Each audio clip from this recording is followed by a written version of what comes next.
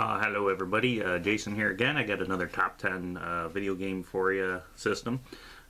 This one is going to be the Sega Master System, which is near and dear to my heart. It was the second system I ever owned after the Atari 7800, but I don't think that really counts. My buddy had the NES, been playing it for years. I finally got around to getting my own system, so I went with the Sega Master System. Was not disappointed at all. It's a overlooked system. People kind of, there was only one Sega Master System to every 10 NESs out there, so a lot of people really never got to experience it. But I have all the games, as you can see right behind me there, all 115 of them, played all but about 20 of them, and so here's my top 10 list. Different from everybody else's, I'm sure, but great system. If you haven't begun collecting for it, you should. You're missing out on a lot of great games. So to start, I got with number 10, which is Space Harrier. Never played the arcade game, only played this. I don't know how it matches up to the arcade game, but this is a great game. It's really challenging, great graphics, really shows what the Sega Master System could do.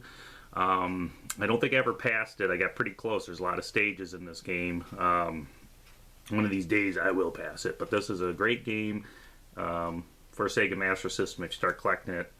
A lot of these games aren't that expensive either because it's an overlooked system, which is just a shame. Number 9 is Cyborg Hunter, which is by Activision, which is one of the very few third-party licensed games for the Sega Master System because the NES had their rule why they had all the third-party games. Great game, fun pick-up-and-play game. You could pass it in, once you get used to the game, played a few times, once you figure everything out, you pass it in about an hour or so, maybe a little less. Really a lot of fun, really good game. Number 8 is Outrun. This version I actually, even though the Sega Genesis version is actually better graphically and everything like that, I really like this version. I passed all 5 ways on it.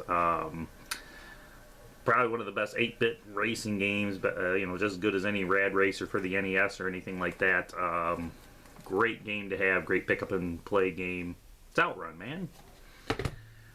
See, then we got number 7, Alex Kidd, The Lost Stars.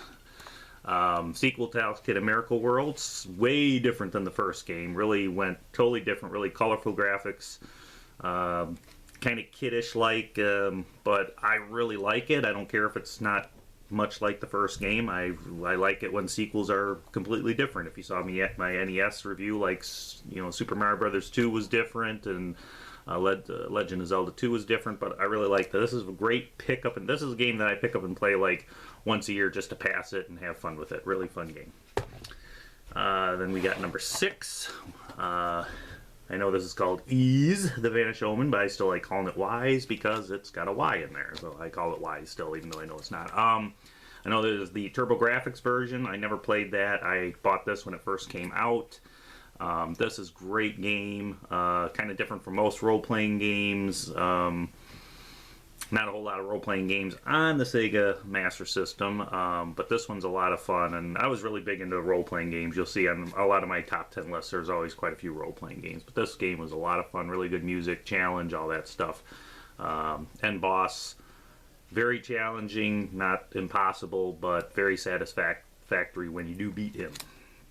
Number 5, not only the greatest champion of all time, but the greatest boxing game of all time. This game sucks. Number 5 really is Alex Kidd in Miracle World. This was the first game I bought for the Sega Master System when I got it. Kind of their version, their mascot at first before Sonic came along. Really fun game. The old rock, scissor, paper thing's kind of weird, but still a fun game all in all. Definitely why it's on my top 10 list. At number 5, great game to have. Got to get it if you have a Sega Master System. Number 4, again, another role-playing game. This is Miracle Warriors, Seal of the Dark Lord.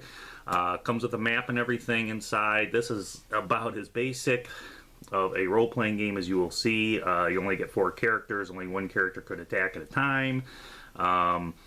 not much animation and everything, but this was the first really role-playing game I ever played, and I was hooked. I couldn't stop playing it. I went over to my buddy's house, he had it, just stayed up all night playing it.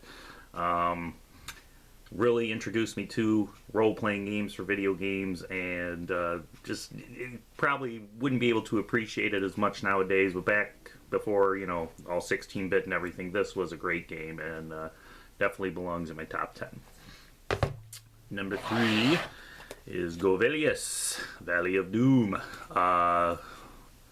Could say it's a Zelda clone. I wouldn't say it's a clone. I would say it definitely borrowed some ideas from it, but there's enough going on in this game that's different from Zelda that, like I said, just borrowed from it. Really good music, great adventure. At the end of the game, when you pass it, it mentions that there could be a sequel. Sequel is never made, I'd love it if they make a sequel nowadays.